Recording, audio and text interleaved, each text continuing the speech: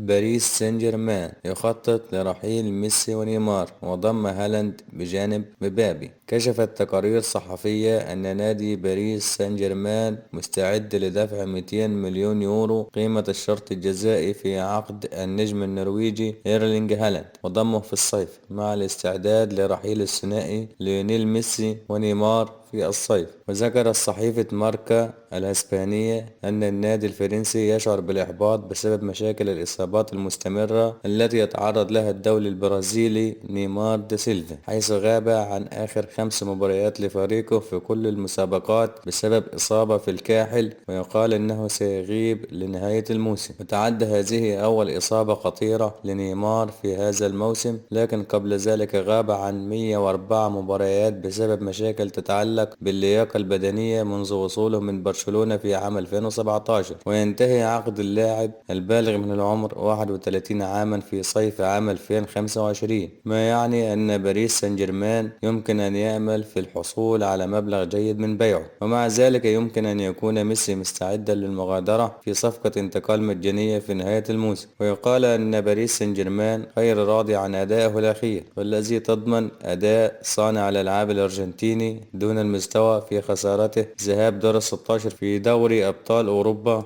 أمام بايرن ميونخ 3-0 في مجموع المباراتين. ووفقا للصحيفة فإن باريس سان جيرمان يمكنه الآن الاستغناء عن الثنائي والبناء للمستقبل وضم هالاند للعب بجانب كيليان مبابي نجم الفريق.